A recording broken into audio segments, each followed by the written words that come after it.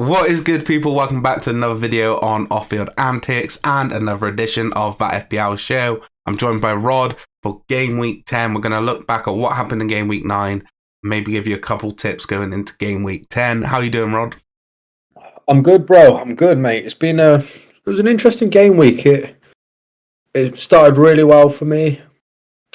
Didn't end so well with Maddison, but we'll get on to it, mate. But it was good. I did get a green arrow, even though it was small, but we'll crack on and I'll tell you all about it. Yeah, man, let's get straight into it. It was a weird game week, right? Because we were playing poker whilst watching the Arsenal game, and we was thinking, I think it was Jack who just made an early call out of nowhere. Oh, it's going to be a low-scoring game week. Ended up being quite a high-scoring game week. You finished on 85, and you had a pretty solid week. It's not like you had a bad week. I think it's maybe just because of the Maddison late kind of resurgence for Leicester. Got a load of people some points. But all in all, it looks like you had a pretty decent team. Yeah, mate. It was, like I said, 85 points is a big score. It's 27 above the average, and I've got quite high scoring players across the board. Mitro ruining me for the second game week in a row, getting injured early on. But it started well with obviously Jesus and Martinelli, and then on the Sunday, Haaland going absolutely crazy. De Bruyne getting a couple assists. So it was quite good, mate. And obviously got 8 points Ward on the bench. But, mate, who could have thought that Leicester would slap them 4-0? Because both teams have been horrific this year, and Madders went off. Yeah, I'm guessing that Danny Ward got a save bonus. Would I be correct in saying that? Yeah. +3 for saves. And in all honesty, some of the saves were quite ridiculous. I remember the one in the second half, I think it was, when Dennis ran through and he looked really shocking. You can tell that his confidence is truly in the bin, and I think that was a good result for him. I think in the future he could potentially be a good goalkeeper, because I think he has shown for Wales that he can have a performance and he can be a reliable goalkeeper. But since coming in, he's just had an absolute shitstorm. And, you could tell that he's been pretty down, but hopefully he can get going again, because he's such a cheap option in FPL, and he's a really good sort of choice if Leicester can once again get shown the form that they showed last season. Obviously, you went with captain Haaland. I think that was probably the most captain player in terms of the game week. I guess we'll get on to United versus City in a bit later, but what a week he had. 3 goals and an assist, if I'm correct. What an absolute banging captain choice. Yeah, 3 goals, 2 assists, 3 bonus, scoring 23 points. And obviously, if you captained him 46, which is an absolute monster score, and I think he was the clear and obvious shout to captain. I think if you didn't captain him, then fair play. But take some balls, but I wasn't going to be on anyone else. Although I think it was easy for me to say that had I had Salah, I think I would have maybe been looking at Salah, but thank God I went with Haaland, and mate, absolute monster. Yeah, in terms of the game week, was he actually the highest scoring captain? Because I know Trossard got a hat-trick and someone else got a hat-trick. No one else got a hat-trick. It was just him and Trossard, right? Foden scored a hat-trick. Oh, yes. Would Foden have been the highest scoring captain or not, do you know? He would have been. Foden got 19 points. Trossard got 20. Yeah, so Haaland was the clear.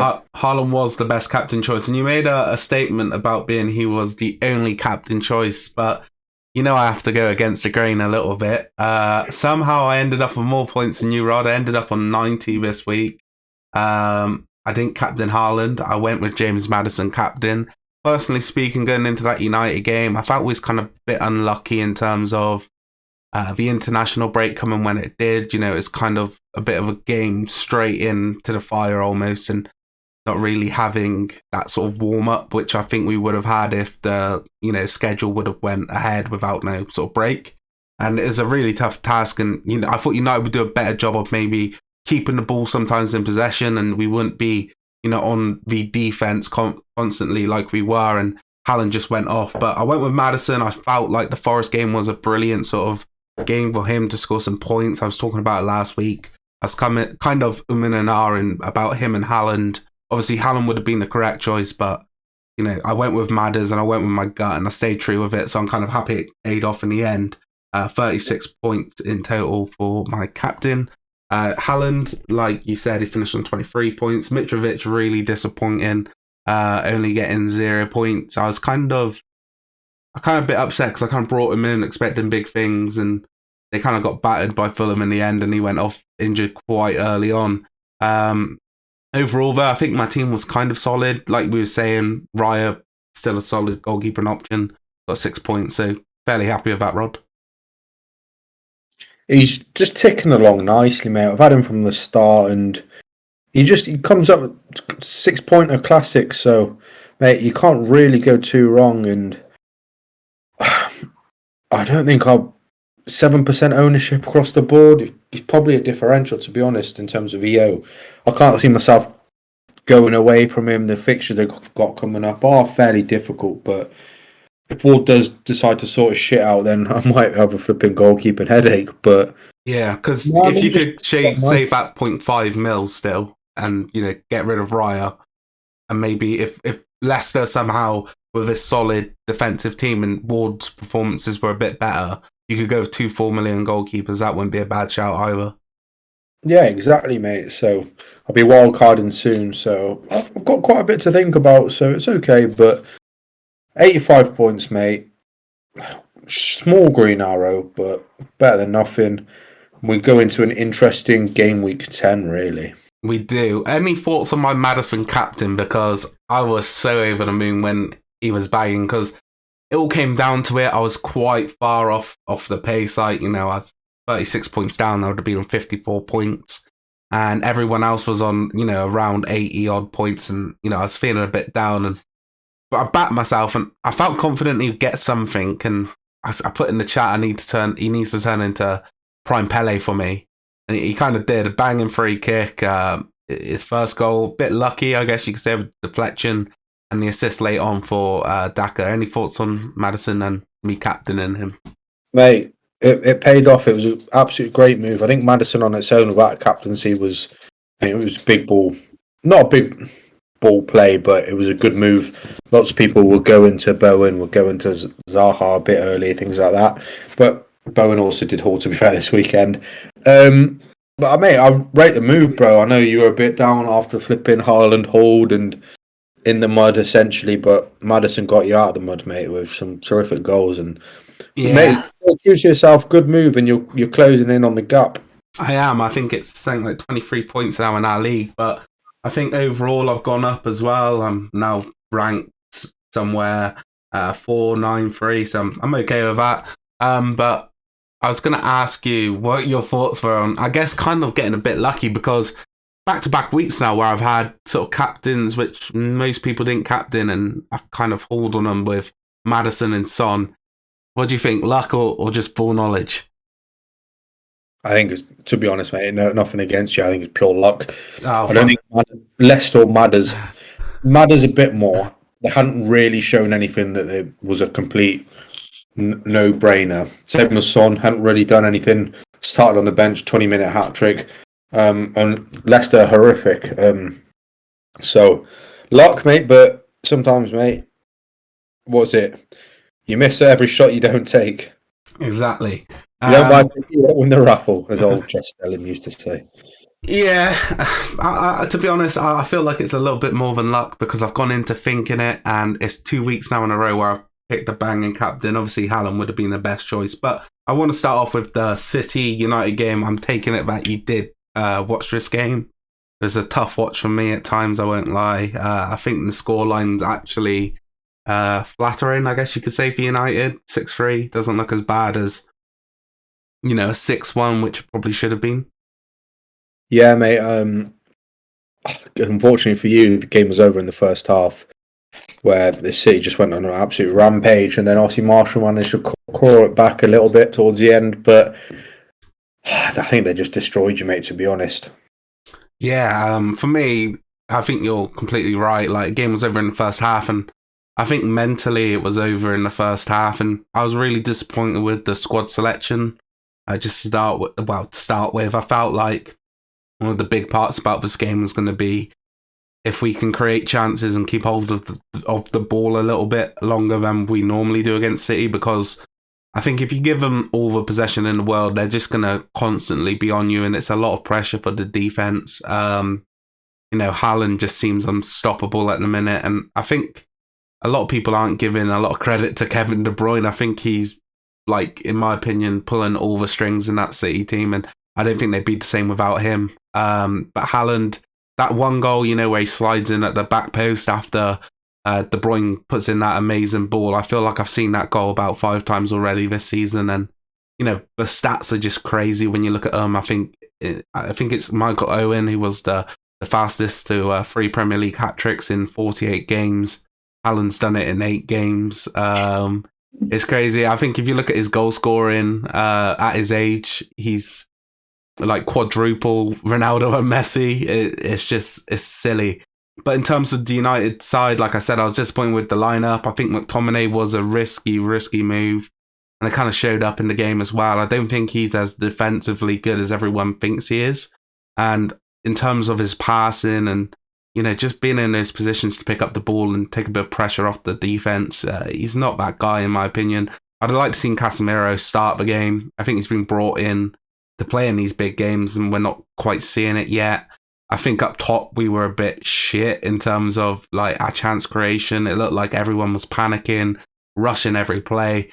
Just really disappointing. I think, like I said, it was a bad time to have the game in terms of right after the international break.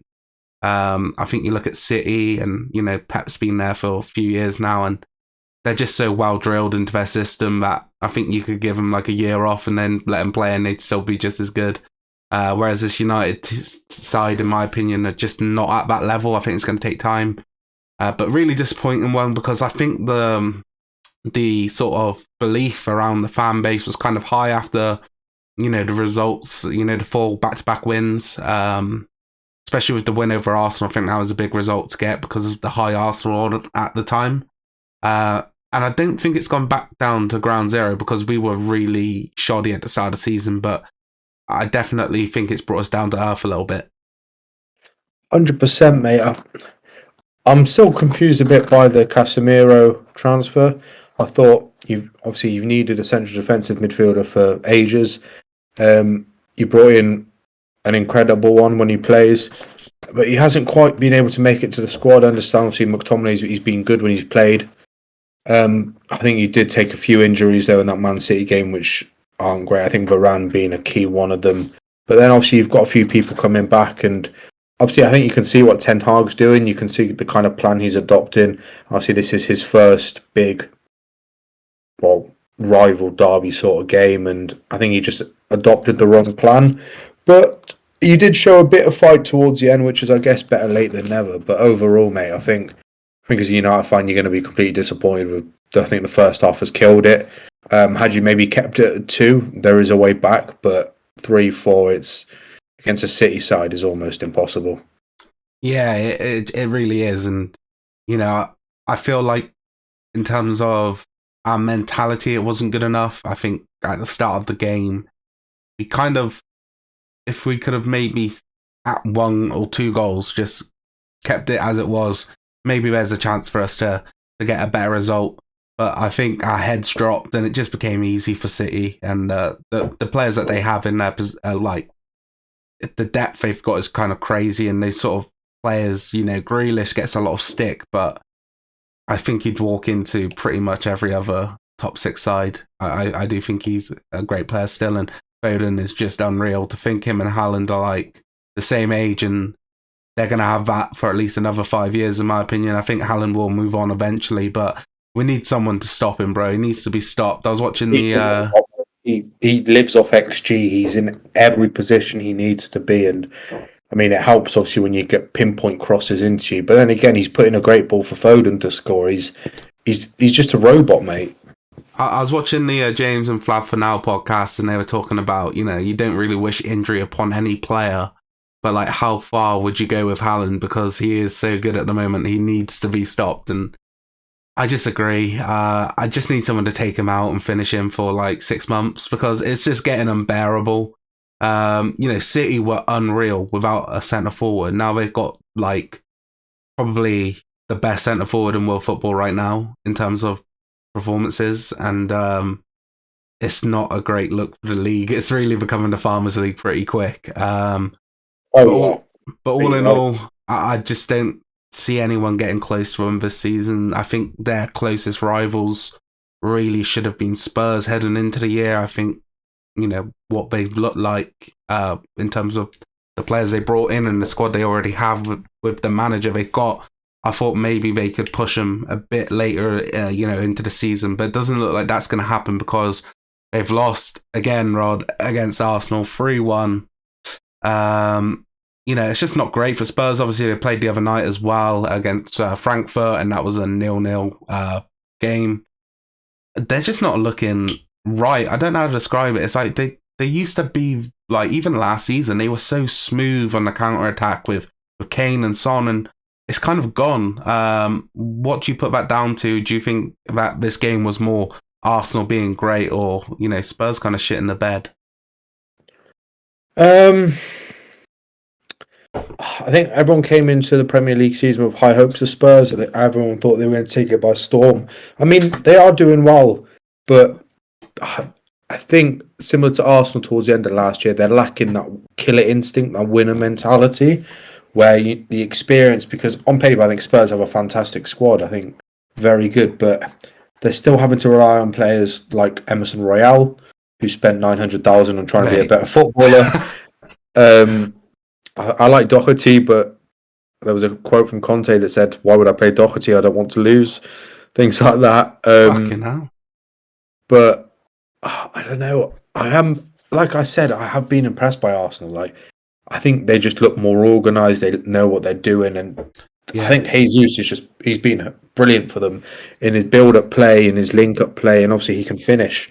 So Arsenal they are doing really, really well, mate. But as the more tournaments and they get more fixtures, it'd be interesting to see how they cope. Obviously, they do have a young squad lacking a bit of experience, and we did see last year that they did have a decent season overall, but they had no other real competitions to be in, whereas they're in far more this year. So that would be something to keep in mind on. But I think as an Arsenal fan, you'd be completely ecstatic with that performance. Yeah. For me, watching the game, like, obviously we was playing poker at the time, so we weren't like 100% focused on it. But when I was watching the highlights, it was just very clear to me that I think going forward, Arsenal have always been a good team. But they just look like another level. It seems like they've got so many players in and around the box looking to get on the ball and make something happen. They're a really good team this year. I do believe, though, that if you take it to them and put it on them, you can beat them mentally. I don't think they've got the leadership in the team that is required to go ahead and, make a push for the title. But I definitely think top four is probably secured this season. Maybe even as high as second place finish, potentially. But so impressed by them. I think that I'm not sure where all this is kind of coming from. A lot of it is like similar to City in a way, in some of their attacking build-up, but they're a lot more on the counter-attack, in my opinion. But they're super enjoyable to watch. I think Partey's goal was unreal, but I think we both have the same opinion on him that I don't understand how no action has been taken against him. But all There in was an all, article that came out saying, I think the police have extended a Premier League footballer's bail who's been a regular selection for them. So I think there's no one else in mind. It has to be him, really, isn't it? yeah, it does, and he is a good player. Like, it's he's part of that Atletico Madrid team which was so successful. And if everything goes to plan for Arsenal, he's going to be in their team. He's going to be a good player, and I think Granit Xhaka's really taken up a level so far this season. I don't really know if you can rely on him for the entire season. I do think he is still a little bit of a hothead, and you do run the risk of, throwing a couple games away with him getting sent off. But all in all, really impressed by them. I think Spurs really didn't play to the level that they can. And I think you made a good point about, they do have players like Emerson Royale still playing regularly. And, it just doesn't make sense to me that a team as good as Spurs in terms of on paper are not playing to the level I think they should be, because they got a really good manager as well. Normally Conte really hits off in the second season, and I think it's fair to say they've done okay, but they really haven't blown anyone away. And I think towards the end of last season, Spurs really were, kind of doing that. So I'm a bit disappointed in that, Rod. I guess we could move on to Liverpool Brighton as the third game to talk about. I'm really kind of shocked with Liverpool, man. They're just so poor. I think they're lucky to get away with a draw here, because I think if you said to a Brighton sort of fan or, anyone around the club, if one of Brighton's players scores a hat-trick at Anfield, do you get 3 points? They would say yes. But, a 3-3 draw. Liverpool came back from 2-0 down to 3-2 up, but then Trossard finished it off late on in the game. What are your thoughts around Liverpool, I guess? Because they've shown signs of, I guess you could say, a downfall. They really haven't been at the level that they once were. But it's not really like they're getting into gear and showing us any signs of that they can be the team that they were. Mate, I've heard some rumours. I think there's some solid knowledge that Pep Linders he's taken reign, and he's the new tactics and kind of taken over the training sessions, things like that, in preparation for Klopp to leave at some point. Not soon, but Pep Linders has taken more sessions and involved in more of the tactics. And I don't think Liverpool this year, I think they've played 4, 5, 6, 7 years at such a high intensity that they haven't strengthened in the market, and in turn, they haven't got the players to continuously play that system now.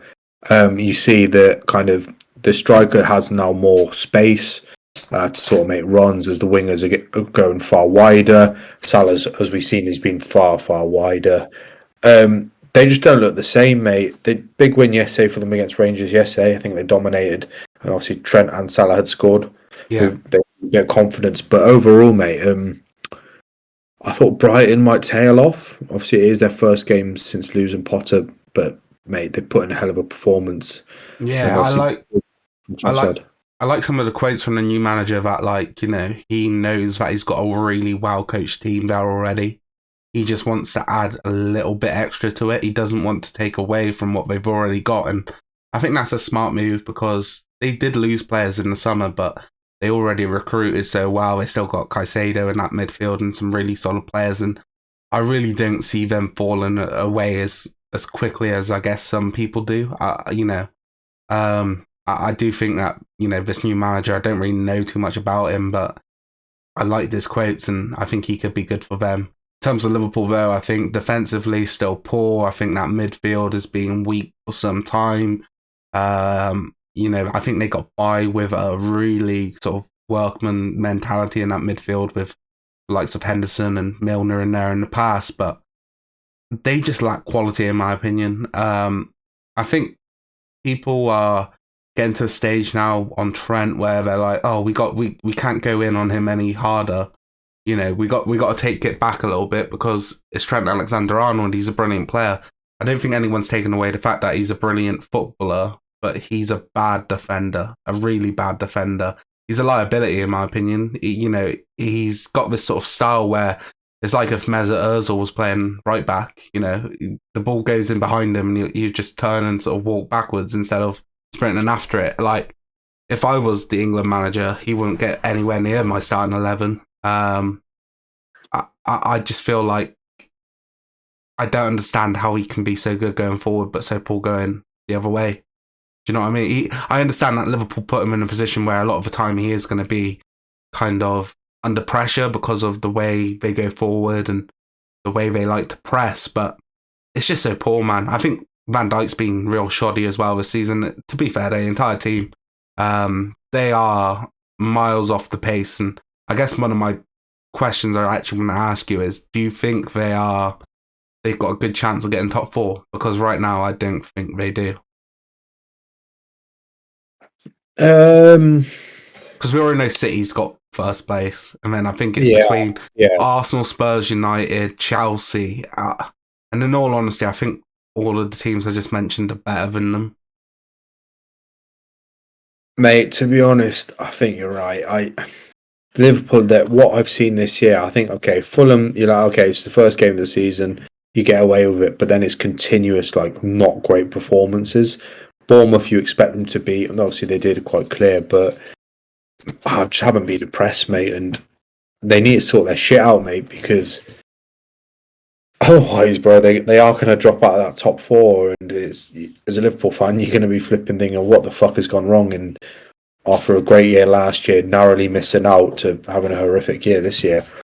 So, currently, I think I don't know, mate, it's a toss-up, to be honest. 50-50 currently, because they just haven't showed anything for me to think they're liable to get top four, but they're just, mate, weird this year, like, it is turning into a farmers league, like you said earlier, mate, where it's just clear City are running away with it this year. It's like even though we say that, but Arsenal are top. Yeah, I know, right? It's nuts. But it's the most elite farmers league of all time. Like, you look at the qualities of, like, the shit teams, it's insane. But in all honesty, like, at what stage, like, it's hard, right? Because you've got a City team in a league who are so dominant with one of the greatest managers of all time, and I think in De Bruyne, one of the greatest Premier League players of all time. At what stage do you go, all right, let's get a clean start, let's get rid of Klopp? Because he's won one Premier League, he's taken them to two or three Champions League finals, one against Spurs. I honestly think, I think I like him, I like his tactics. But is he overrated? Oh, absolutely not, mate. I think he's done a terrific job with limited money that he has had. Yeah. I think Nunes was a panic buy. I think he saw everyone else doing business. That came out of nowhere. He's not a Klopp player. So that was a complete panic buy. I think he's a fantastic manager and he's done great things. And it would be interesting to see what he could do with a bigger budget or more continuous budget rather than... His budget is quite big, but it's not always big. I just don't think they don't have, like, in terms of when they go into the market, it's not like they go and strengthen like a whole area. Like in my opinion, they could do sign in 2 or 3 midfielders. Yeah, easily. That's the area they needed to strengthen in.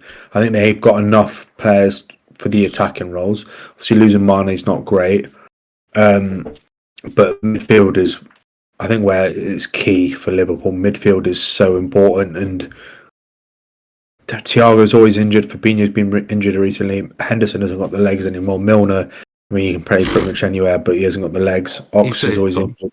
Keita, he doesn't rate, which I quite like Keita personally. I don't rate him now. They need a new midfield, mate. Simple as that. And obviously, the World Cup in November, maybe they'll get someone in January, but I doubt it. Yeah, it's going to be tough, but I mean, they could always go and get Gerrard right, Rod, because he's doing a great job at Villa.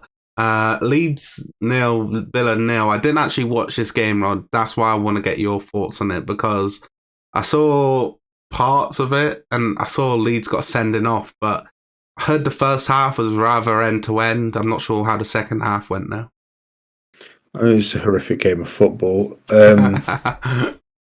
We probably should have won. We created enough to win. We just couldn't score. Watkins were very, very wasteful in front of goal as usual. But to be honest, mate, first half, yeah, it was end to end. It was quite an intriguing one. It could have literally gone either way for half. And then they had a player sent off, and we dominated the ball. We created some chances, but there were a couple clear-cut ones, but there were never ones where I was like, actually, yeah, there were. I lied to you. Watkins had them, which I was gutted about, because it's simple. He just can't finish, which is disappointing because the rest of his play is good, but Gerrard still holds faith in him, which is a bit of a weird one. And I think Gerrard has got a thing of he plays his favourites. We can see that in Coutinho, horrific again. Watkins' finishing was poor. Buendia, come on, looked absolutely fantastic. Needs to play more. But overall, mate, 0-0, not a fair result. You heard Marsh moan at the end saying the fans want to be entertained. Second half, they park the bus because of the sending off, mate. If they want to be entertained, fucking entertain them then, mate. Don't park it, which I get you sometimes have to do, but don't then come out in the press and say they need to be entertained. I like that, though. I kind of like the fact that he's actually got a style where because things went against him, right? He got the sending off. He got sent off from Sinistera, which was a great mate. That the referee had no control of that game. I think it was like 10 cards. The second booking from Sinistera was ridiculous. He blocked a quick free kick from us. and he got sent for off. that. Yeah, but like what I was gonna say is I kind of like the fact that Marsh isn't as sort of like, this is our style of football. We're gonna play it until the death of us, like kind of Bielsa was. I like the fact that he can go and then park the bus if like, because you got a result in the end. The draw's not a bad result, especially with 10 men against Villa. Yeah, mate, they're going to be pleased with it because we did pepper that goal. Melia made some great saves. We also missed the target a few times. I mean, the XG, we had like 2 point something and they had like 0.3 or something ridiculous. But I still just don't see a system that we play. I don't see a clear footballing identity. It's pretty horrific, mate, and I just want him to go, mate. I'm fed up. I don't blame you. It's getting a bit dark now, Rod, a bit depressing, so I think we should move on to the next game week because any more Villa talking, it might be over for you. Yeah, I guess we should talk about transfers in.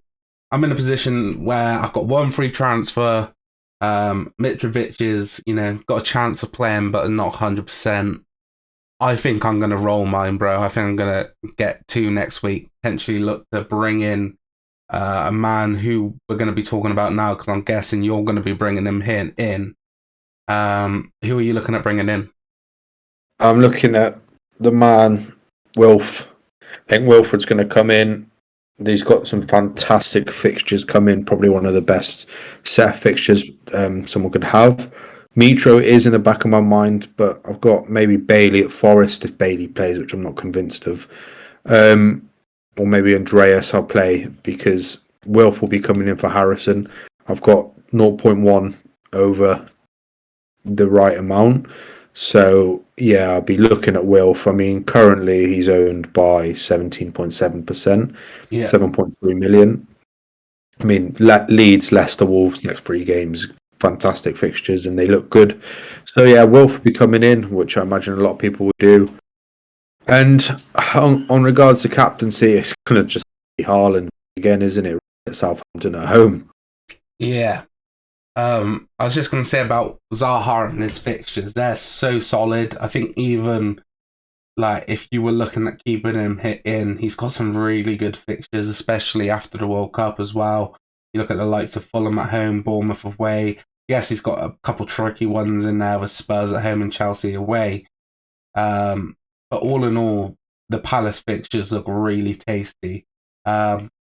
Would you even potentially look at eyeing up another Palace player, or would it only be Zaha? Because they're a bit weird in terms of their striker. They like Mateta and they like Edouard, but they don't always like consistently play.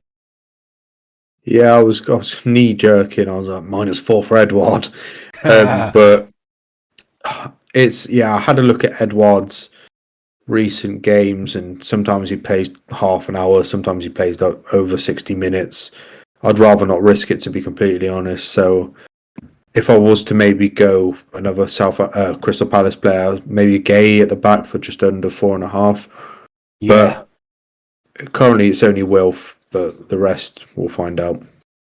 Yeah, I think Zaha is definitely the move. I think I don't mind an Eze shout. I think at, what is he, 5.5 million? I think that's a good value in terms of a pick. I do really like the Mark Gay one. 4.3 million, decent pickup. Tyreek Mitchell as well, as if you wanted another defender at 4.5. I like those sort of pickups. So you're probably going to go Captain Haaland, did you say? I think it has to be Captain Haaland, to be honest, mate. Yeah, I mean, looking at my team, it's a bit of a hard one. I think Mitrovic is probably going to go to the bench. I'm probably going to bring in Dallo as another defender. I think he's a decent sort of player, especially because of the price you have him at. He's already in the squad. And Everton away, I think it could be a tough fixture. I think Frank Lampard's done extremely well. he gets a lot of slander, but he's doing a much better job than Gerrard, in my opinion. I'm a bit kind of. I like potentially Andreas coming in. Other than that, I'm pretty happy with my squad. We haven't got like the worst fixtures in there. Some really nice ones. In fact, I think the Liverpool Arsenal game is going to be important. It's at home for Arsenal, so if they can get a good result there, potentially Martinelli and Jesus picking up some points, that's going to be vital. But I do agree. I think Haaland at home against Southampton, I think he bags another hat trick. But this is the other thing. I'm kind of worried about with the Haaland pick now.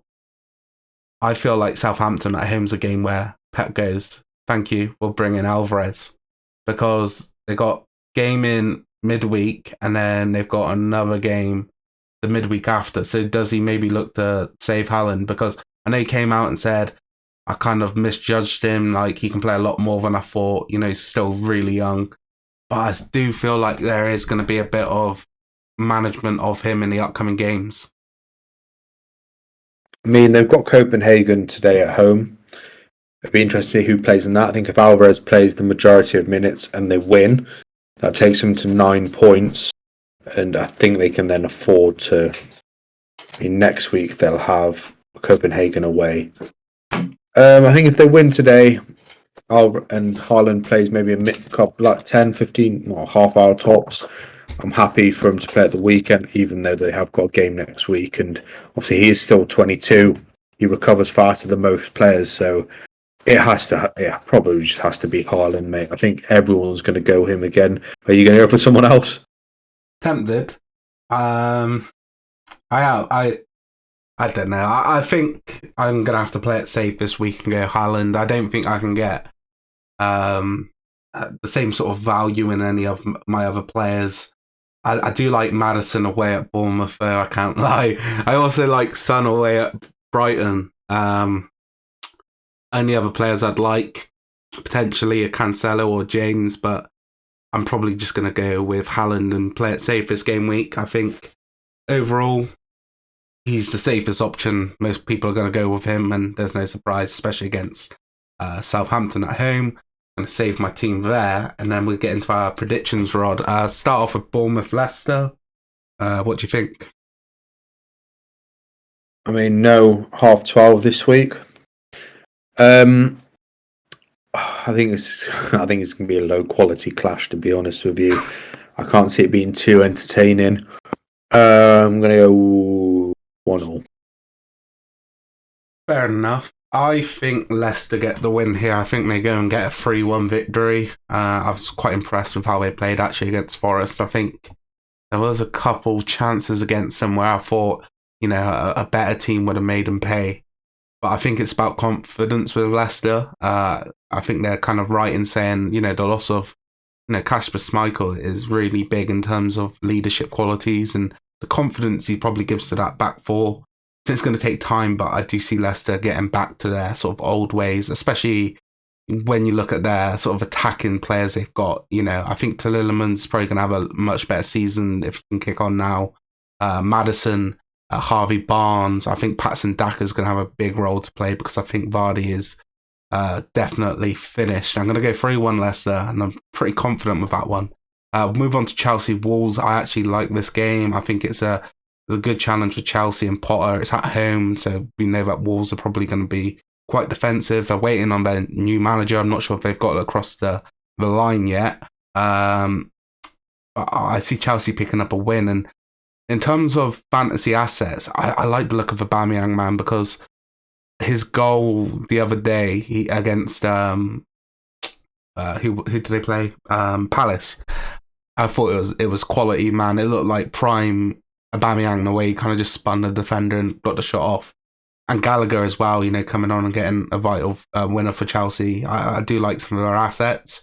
I'm going to go with a Chelsea win here. I think they win big. I'm going to go 4-0 Chelsea. Yeah, like you said, Aubameyang, fantastic finish against Palace. Wolves are looking for a new manager. I know there are a few under contention. So it'd be interesting if they start to adapt a different style of play, as they have been very, very boring to watch as of late. But Chelsea at home, I'm intrigued to see. how they operate again. So I'm going to go 2-1 Chelsea. Fair enough. City against Southampton. I think we're kind of going to be on the same boat here. I'm going to go 5-0 City. It just seems like a common sort of scoreline they're probably going to get this season. 3 or 4-0 City, mate. They're going to run rampage. It's kind of there's a lot lying on tonight's fixtures against Copenhagen. I feel like if they lose or draw, then they're going to want to fucking. It's not going to happen, is it? They're going to batter them. By the time you're seeing this video, you already know that City smacked up Copenhagen, and Haaland didn't even play a minute. He's on the bench the entire time. It's going to be 3-4 fucking nil, isn't it, mate? Yeah, the Southampton game, like, you can't even do football math because it doesn't work. Like, you can go, well, United beat Southampton and United lost 6-3. But it's more likely that Southampton only lose like 3-0 to City than United. It's kind of nuts. Yep. Yeah, I'm going to stick with 5-0. 4-0. Yeah. Newcastle Brentford, intriguing game. I think Newcastle were really good against Fulham. I think they got a bit fortunate with the fact that Mitrovic got injured. But other than that, some really tasty goals. That Almiron finish on the volley was sweet. But I do like Brentford. I'm going to go with a 2-2 game here. I think Tony gets on the score sheet. I also actually quite like this game on paper. Newcastle, I think, being a good watch this year. I think people have kind of over-exaggerated just how well Newcastle have done. I think they're doing well, but they are sitting on 11 points, the same as Fulham. 1 against 1 point above Everton, which is interesting. But Brentford, again, 1 point above Brentford as well. They have, like I said, Brentford and Newcastle have both been good this year. I think it's going to be a high score, mate. I'm going to go 2-2. Hopefully Isak's back. Yeah. Oh, we are kind of agreed then on the 2-2 finish. Brighton Spurs. I think this is a tough game because I think, like I said, Brighton still look like the team they were under Potter, as of right now anyway. And Spurs just haven't been doing the business. I think this game's probably going to be a draw. I think Son might get a goal. I'm hoping he does anyway for the fantasy points. But I'm going to go with a 2-2 draw here again. Yeah, it's Spurs actually don't have a great record against Brighton, and obviously this was Brighton under Potter, but this is Brighton now under this Jerby. 5:30, I'm looking forward to the game. It should be a good watch. 2-1 Spurs. Yeah, I think Welbeck could cause Spurs some problems. I think he's the sort of striker who would have some good success against this current Spurs defense. Palace Leeds, I'll let you kick it off. Palace Leeds, I think I'm also quite pleased this game's on TV. I think it was going to be an absolute fucking cracker. I'm going to have to go 2-1 Palace, but I think it's going to be quite end-to-end. And looking at the timetable for the Sunday games, we've got an addition at 7 p.m, which obviously we're going to get onto. But yeah, 2-1 Palace.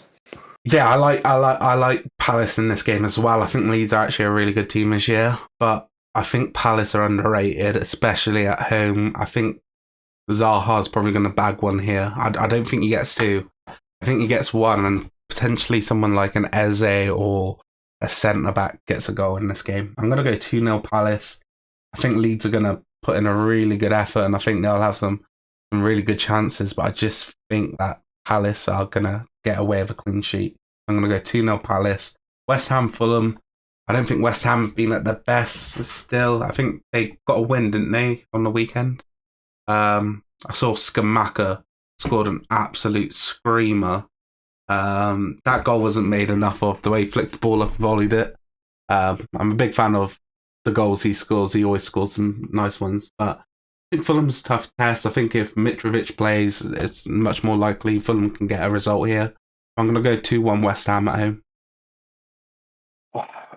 Bowen flipping Haaland on the weekend was annoying as my friend had him.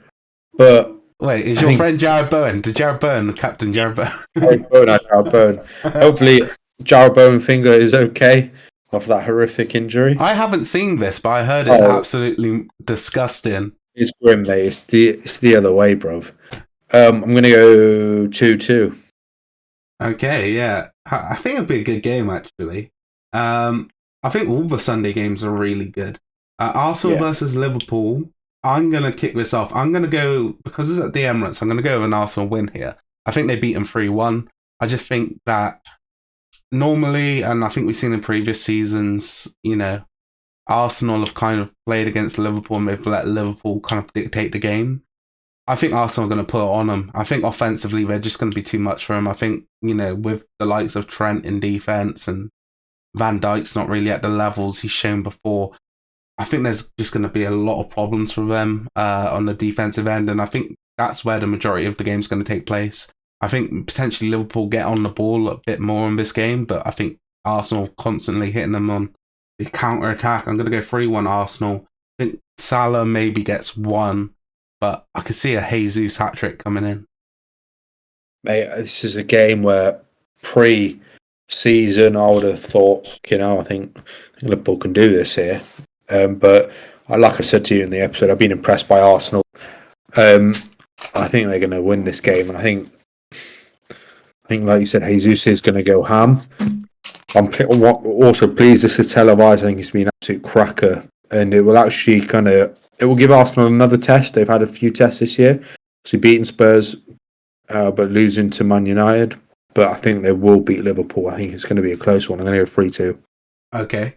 Everton United. I think it's tough because it's at Goodison Park, and I think what the best thing Frank has done with this team is he's brought in leadership. I think Tarkowski and Cody is like, if you could pick like two proper Brexit players to bring into your team, are going to have that sort of captaincy vibe. Those two wouldn't go amiss, and I think they just look a lot more solid as a team. I think Onana's going to, go for a big fee in the future. I think he's a really good player.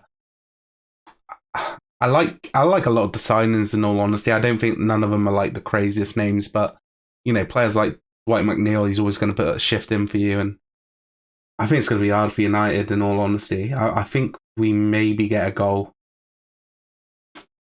I'm going to go 1-0 United, but honestly, I could see this being a 1-1 draw or 2-1 Everton win. I could just see it happening. Yeah, Goodison Park, mate. It's not really where you want to go. It's a very hard place to go, and when it's rocking, it really is rocking, and the Everton fans get behind the team. And they have improved this year, which is annoying. I really did not want them to be doing well, so yeah. But Man United, I think, have turned a corner. This is Man United. Minus the City game, I think they've been good. I do as well. So in a derby, it's usually who wants it more, and I think form and things like that go out the window. So I think this will be a test. So, do you know what it is? I think with United, I think it's going to be important that they can get on the ball and hold it. So I think the squad selection is going to be really important. I think the midfield's probably going to be the most interesting part. Is he going to start McTominay again? Because I think Everton are going to get after United in that midfield, and I think it's going to be hard for him to have the time and space that he needs on the ball to, be productive. I don't think that's his sort of game. So if Casemiro starts here, or even Eriksen as that sort of deep line playmaker, I think United could have success, but you need someone who can get on that ball and get rid of it quickly. So I think it's going to be hard. I think McTominay starts, and I think it's going to be difficult. I'm going to say 3-1 Man United. Fuck, I like that, Rod. Maybe a Dallo goal and assist, just so the clean sheet, bonus doesn't matter that much. Forest versus Villa. I'm gonna go with a Forest win. I think Forest are pretty shit. I do like them. I don't think they're shit because they've got bad players and bad manager and all that. I think they've got good players and they've got a really good manager. I just think it's going to take time, especially with the amount of players they brought in. I'd like to see him, maybe start with Freuler in there, Freuler. I think they got him from Italy. He's a really good player. And I think he'd give him a bit more stability in that midfield. I'd like to see Dennis potentially start in the front two alongside Awani. I think that could give you problems. I just don't think you've got the squad to go away to the City ground, Rod, and get a result. I think they're going to be too rowdy for you. I think they're going to get a big result. I think I'm going to go 3-1 Forest. I'm not looking forward to this game. It's televised, which is, I guess, okay. I'm not looking forward. I don't look forward to Villa play anymore, which is so annoying because I love our squad, but I don't love the fucking managerial staff. On paper, we've got fantastic, mate, but like you said, going away to the City ground is a hard place to go when it's rocking On a Monday night, it's going to be loud. Our players have the mentality, or some of them got a lot of injuries, which isn't great. So I think the World Cup comes for a sort of great time in November. But got to be positive, mate. 5-0 Forest. No, I'm joking. 1-0 Villa because of a horrific goal. Yeah, because like Watkins goes for like a volley, scuffs it, like deflects off two players and goes through the goalkeeper's leg. Something like that, mate. Like the 54th minute. Yeah. I don't think you win comfortably if you do get a result there. I think it would be a really hard game. But yeah, that's the end for this game week. We'll be back next week, probably Wednesday or Tuesday, somewhere around there. It's going to be an early one next week as the game week starts on Friday of Brentford against Brighton. Let us know who you are captaining down below. Let us know if you're making any transfers in. Are you bringing in Zaha like Rod, or are you going to stick with what you got and let it roll like me? Rod is fading into the shadows as it gets later here in the UK. I guess we just want to say thank you for watching. Please leave a comment down below letting me know that information that I just asked for. Leave a like, subscribe to the channel, and we'll see you next time. Peace out.